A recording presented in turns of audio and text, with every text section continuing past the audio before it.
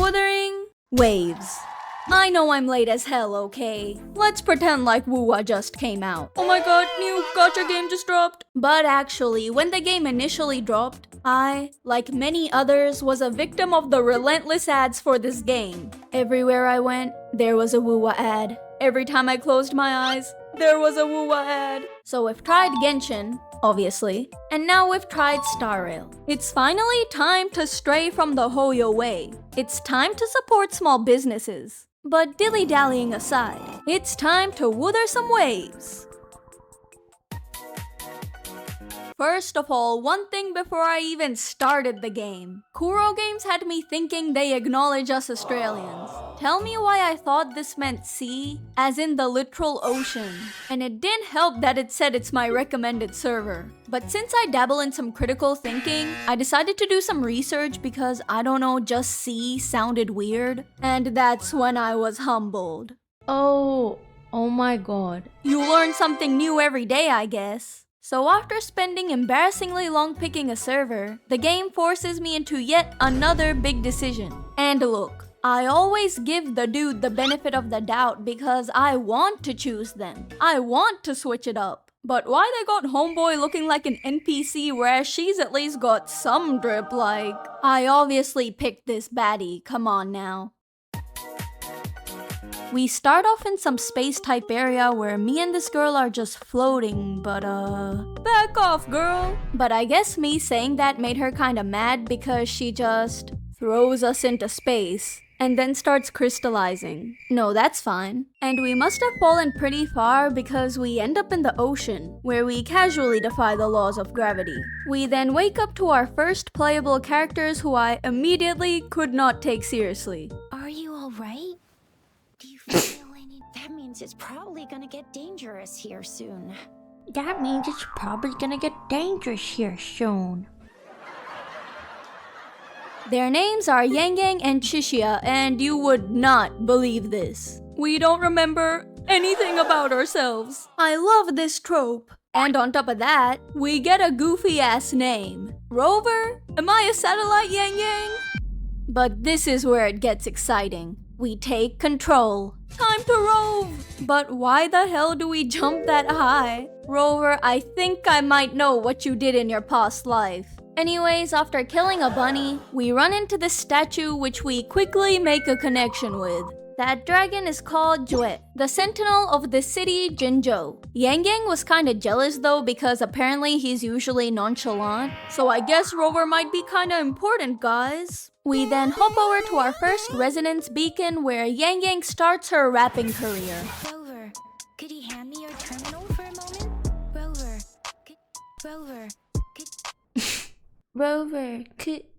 Rover, Rover. She then touches the sky, which results in the sky getting angry. So we fly down where this really pretty girl just starts examining us. I attempted to lighten up the mood by cracking a little joke, but It isn't. Yang Yang clearly didn't like it. And even though Rover is literally completely fine, you know damn well what I pressed. Like, Baija, I'm hurt, help.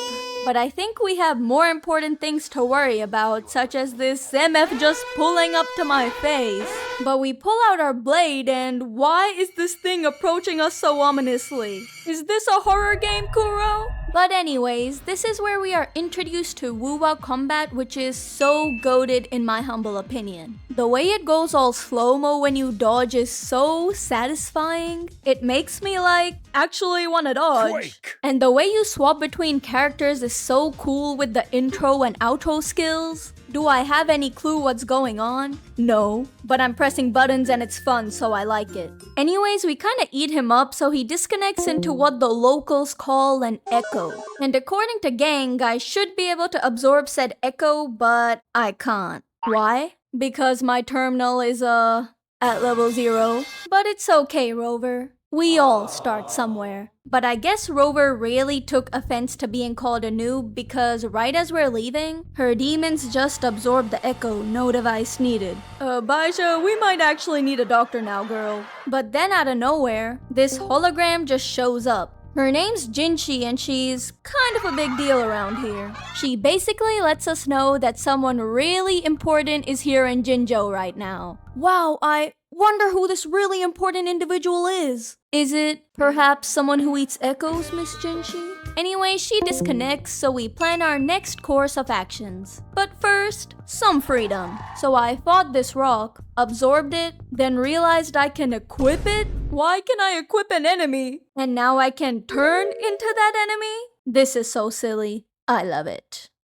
I was having the time of my life fighting enemies. It really felt like it was me and my rock against the world, absorbing all the enemies together. Anyways, after goofing around, we finally pull up to the First Nation Jinzhou, where they have tanks, guns, and a darn big heater in the middle. They also gave me a free Chishia, and her weapon is a gun, bruh. I began practicing so I could really fit into Jinzhou, but I guess the people were so used to it, they weren't really reacting. Following that disappointment, we jump over to the city hall where we are greeted by this posh lady. Please, follow me. Who takes us to another lady, and that's not the magistrate now, is it? But this is Sanhua, her bodyguard, who informs us that the magistrate is gone for 3 days. So I ask why 3 days, and I get the answer of a lifetime. Because she will require at least 3 days to complete her current task. Really? She also says that she can only see frequencies, and that mine is way better than everyone else's. So because I'm goated, she gives me 4 tokens and basically says good luck. And these tokens are definitely interesting. A black fruit, small device, a sugar pearl, and a leaf? Sanhua, thank you so much for the support on the channel. So we return to our friends. And of course Chishia doesn't understand the tokens. Someone with a basic frequency like her wouldn't get it anyways. But she then ditched us to go work her shift at Wendy's, leaving me alone with Yang Yang. I'm staying with him. After being misgendered, we head back to Baija where we conquer 2 birds with 1 stone. While we get our health examination done, this Mortify guy will examine this weird device token. But more importantly, wishing! And wow, Wuwa's wishing system is so nice to the player. It has reduced pity, weapon banner is amazing, and there's even a standard weapon banner. I also thought it was really cool how there's different 4 stars on the different limited banners. The redheads love this guy. It was giving me the option to pick a free standard 5 star, so I began looking through my options. Cute, boring, furry, Nahida, who led this man into Wuthering Waves? Anyways, I didn't really know who to pick yet, so I just did a 10 pull instead. I can't wait to get a new character. Maybe Baija, maybe Sanhua. Do gacha games love giving me my ops in my first 10 pull? But it's fine. Let's just pull again. This made me think maybe the roster of characters available isn't too big yet, but no, there's 9 options. But let's try again. Okay, but it's time for my guaranteed 5 star. Well, no. I'm sorry guys, I really don't like his design. He looks like he should be in a manga, not Wuthering Waves. Like, how did you get here, lil bro? So then I decided to pull on this girl's banner, but my redhead was a dude instead, so... Weird glitch, Wuwa. Might want to check that one out. Also, I got this girl who's a healer, so new team alert. And before anyone asks, leave me, why are you not using the 5 star? It will make content so much— No. Anyways, I was feeling a little brave and defiant, so I decided to finally step away from the story. I partook in a variety of activities. Absorbing echoes, 2D parkour, this fighting thing, unlocking the map, doing puzzles, turning into a turtle. The variety is endless in Wuthering Waves. But you will not believe this. Why the hell can you run up a mountain? What the hell? And then he decides to backflip off? Safe to say I was dying, alright. Just backflipped. I legit thought this was a glitch, but I kept doing it, so I'm thinking it might actually be a feature. After finishing all our tasks, we congregate outside and tell me why Chishia was only gone for like 2 seconds. Can I get a job at Wendy's too? And I'm here to report that Yang Yang misgendered me again, so can we get a counter going? But anyways, after a long night of sleep, we can now focus on the leaf and black fruit. And to start this investigation, we must leave Jinzhou City. So we pull up to the border where we meet this girl called Genshin, who we are now following to a military base for some reason. But on the way, we run into some interesting people. Please don't arrest us!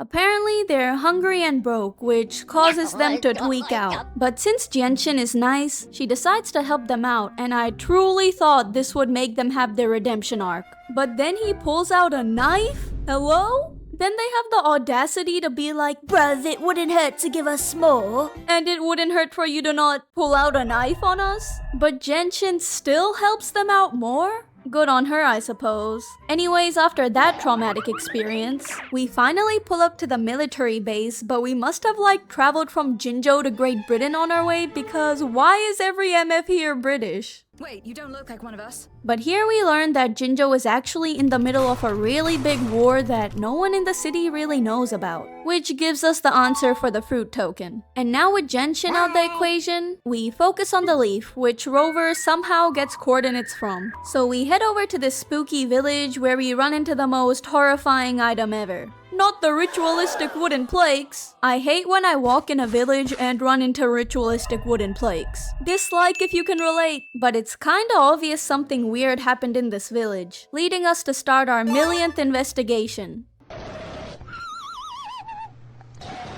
After logging back in, we find a pile of burning cards which makes Yang Yang have a eureka moment. Because this clearly means the Fraxidus were here. The Fraxidus are basically like a Fatui type group who fuse humans with tacit discords, and I mean, seems like Rover fits right in. Bye Yang Yang! But similarly to the Harbingers, they have overseers and wow, that's one of them. His name is Scar and I'm gonna be so real. I would usually clown on a character like him, but I mean, is this not the first character with decent voice acting? No, I refuse. But I'm still laughing because who calls themselves a cruel and twisted maniac? Anyways, he boxed Yang Yang, which I was kind of happy about, but Rover wasn't, so I had to pretend to care. Where is Yang Yang, Scar? And he basically says, I want to gaslight you so she can't be here. Thanks for the honesty, I guess. But like Loki, he's kind of funny and entertaining. I think Wuwa would be more interesting if we were on his side. I would rather hear his manipulation than... Rover.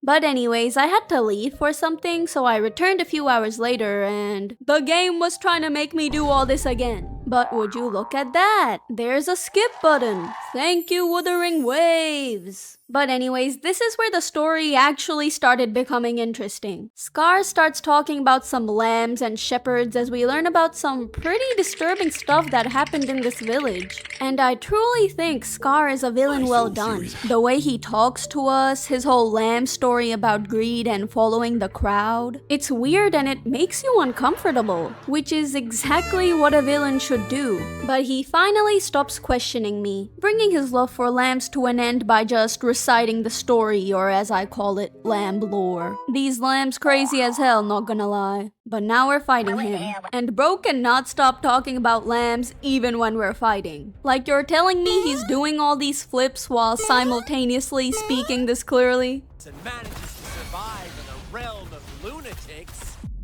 Then after going more than 30 minutes without hearing her, Yang Yang makes her return. And she even did a little encore, she said it 2 more times. But then Scar finally makes his exit, now leaving us with just the sundial. So we partake in a really high IQ puzzle which tells us that the magistrate wants to meet us alone. Yes! And of course Yang Yang, my biggest fan, was sad and worried about this. But I reassured her by leveling up and ascending my characters. But Oh my god. Yang Yang, Chishia, I am so sorry for ever making fun of you. I can't explain how much I hated this part. It was actually comical. The world's easiest puzzle. Which is fine. I don't play gacha games expecting any high IQ gameplay. But what gets me is Rover. Rover narrating every little progression in the most matter-of-fact dead voice ever. This is the second sonnetus. I should bring it to the sympathizer. Now, Rover threatens to talk in Wuthering waves. But after finally finishing the puzzle, we find out that Scar has followed us to show what good voice acting sounds like. But of course, Jinzhou and Rover were not too happy about that. You will not escape. You're not going anywhere. What's up with the voice acting of Rover? You're not going anywhere. Oh god. Now it's time for round 2, where we will settle this dispute once and for all. And if you didn't notice already, I got Sanhua earlier, so I swapped her out for Miss Pinky, but that was a mistake. So time to leave! After adding Miss Pinky to the team and gearing my characters with the most well thought out builds, I prepared for round 2, which was just a snooze fest this time. The Rover Mortifi DPS duo paired with Tauchi's healing might just be the team, guys. But oh my god, this dude talks so damn much. He's so angry I'm not trusting him, but then he literally grabs and shakes me like this.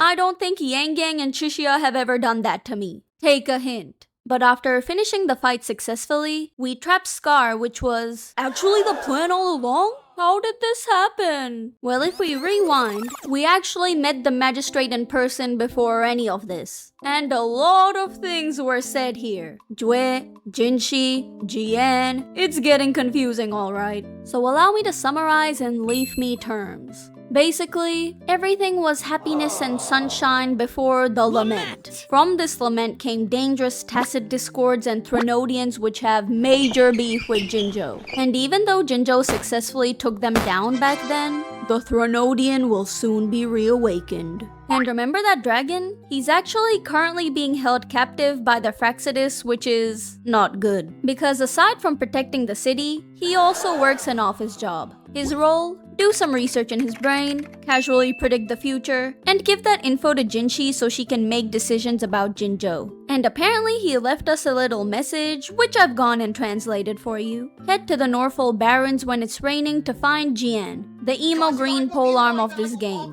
And apparently Norfolk Barrens is the front line of the war, meaning Jue wants us dead.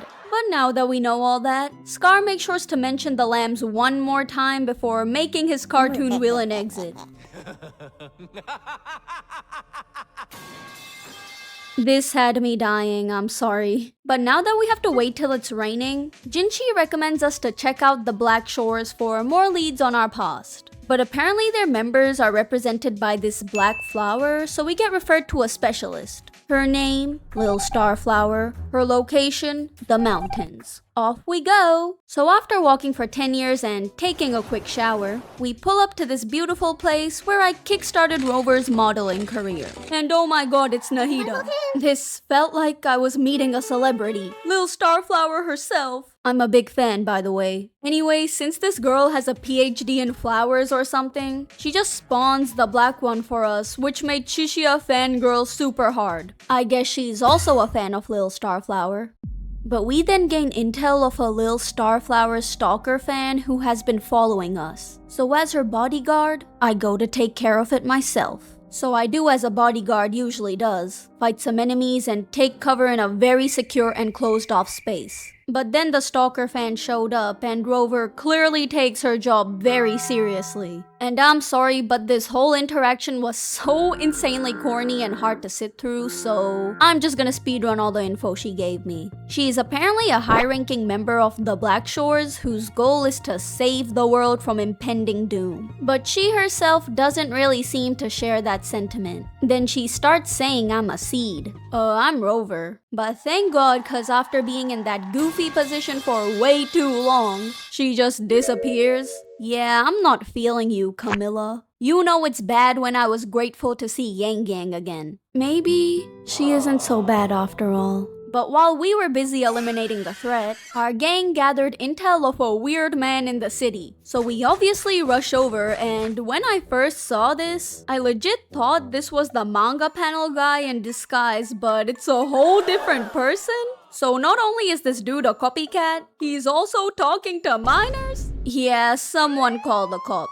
This man has no license, no clear business plan, no drip, and he sounds goofy. But business license. Pick a struggle. And this is bro's supervisor, who just casually admits she eats poisonous mushrooms on the daily. Girl, we can tell. No wonder they're partners. Anyways, Aalto just echo-fies himself to escape, and he really left a variety for us. We have the run, the where my hug at, and the aegyo, a man of many talents. Anyways, we finally catch up to them, and they actually work for the Black Shores. So Aalto offers us a trade. We give them help on a mission, we receive intel. And they really wanted me to come alone, which made me nervous because of... you know. But thankfully, this mission was nothing like the last one. Here, we just did some puzzles, found out some important info, and ate this boss up. But would you look at that? It's raining! So we quickly rush over to Jinzhou, which was now heavily under attack by TDs. But guys, this part was honestly really litty. The music, the build-up, the fights... I was hyped up, okay? But now, it's time for us to head to Norfall Barrens. So we say goodbye to Chixia and all these random new people, and I really loved how Yang Gang was coming with us. I was really happy about that. But on our way, this thundering Mephis thing was about to jump us, but Mr. Jian saved us. So time to fight together. And let's just say my dodging skills have improved drastically. Even the game was threatened, it was trying to disconnect me. But now we finally meet Jian the General, where Rover demonstrated her Debbie Ryan skills. But the Thronodian really didn't like that, so it threw a bit of a tantrum. So we rush over to the military base, where we run into Genshin again. Glad to see the British folk didn't jump her. But now with this team of highly skilled individuals, it's time to go. But Genshin tries to have her main character moment by holding back these TDs. Girl, you dying. So we continue without her, fighting enemies, literally rearranging whole buildings, and guess what? But Rover, he... Add to the counter, please. Then after, accidentally falling off, we finally reach the top. But look at all these monsters. There's no way we can take everything at once. Can we get a replay cam? She speaks up, telling Rover and Jian to deal with the Thronodian while she holds back these monsters. Guys, this might be the last time we ever see her. So instead of her calling us all the time, it's time for us to call her name. Yang Yang. And of course she doesn't leave me hanging. So then me and Jian masterfully approach the Thronodian, ready to kick some Thronodian arse. And guys, this fight was so much fun. First phase, light work for someone of my caliber, honestly. But actually, it wasn't that bad because after a few hits, she hit the anime girl knees, which caused her to transform into this. Rip gang! And guess what? Jian just couldn't handle it, so he died it. But that made Rover remember that she, in fact, is the main character. So we lunge at the crownless, remembering the sacrifices and most importantly, which made us grow wings. This new advancement, Havoc Rover. I was really locked in here, okay? Trying to dodge and all that. But tell me why this thing called itself Mother. Bro, you are not Han Bin. Anyways, after his short nap, Jian joined us again as we soon defeated this boss together. And I mean, this was really cool. This cutscene, everything. Anyways, we claim our chest, break it down, and leave. And leave I did because I did not open the game again after this. I don't know, I just wasn't feeling an urge to continue playing. The combat and quality of life is great and all, but I think it boils down to the fact I wasn't really interested in any of the characters. And another thing I didn't mention so far, my PC was just not running this game well. Ping aside because that's unavoidable, but the actual performance was just not it. Not to mention the amount of times I had to restart the game cause it kept glitching. I I heard this was an issue for a lot of other people, so I'm glad I wasn't the only victim. So Wuwa just sat on my computer, rotting away for months. Opened only once to get a cat sword. But 6 months later, I got a new PC. So obviously with this new advancement, I wanted to see if Wuwa ran better. And I mean, I only left off at Union level 16 and I'm pretty sure I didn't even finish the Jinzhou story. So I reinstalled the game with the goal of fully finishing the story. And apparently at some point I pulled for this girl. Might be aligned with the cat sword timeline, I'm not too sure. But wow, the game was already running so much better. I legit couldn't stop attacking the air because it felt so smooth. Like, look at how smooth this is, guys. But after fighting my demons for a few minutes, I soon returned to the story and I thought it would be like a catch up with your friends for 30 minutes, but no. It started a whole new quest. A quest about Jue and Jinshi. And I'm not gonna go through this whole quest because I can't be bothered, but I did quite enjoy it a lot. The beginning with Changli had me snoozing a bit, but as soon as we got to Mount Firmament and started learning more about Jue and Jinshi's relationship, I was honestly sad. Jinshi's little motivational speech was funny. The environment of Mount Firmament was literally so pretty I couldn't stop just like standing and looking around. And lastly, the puzzles were enjoyable since Rover wasn't talking through it all. And I swear at some points, Rover's voice actually sounded natural. I was kinda gagged. Yeah. The time in the mountains seemed to have slowed down from the outside. But now that we've saved Jinzhou, my almost year-long trial of Wuwa is complete. Will I continue playing? No, it's not really for me. But 'twas a fun experience. My favorite thing about this game was Scar, the combat, and this. And my least favorite was this, Rover? and most definitely this. Now please enjoy the song I made just for you guys. Rover? Rover. Rover. Rover. Rover. Rover. Rover. Please don't touch that.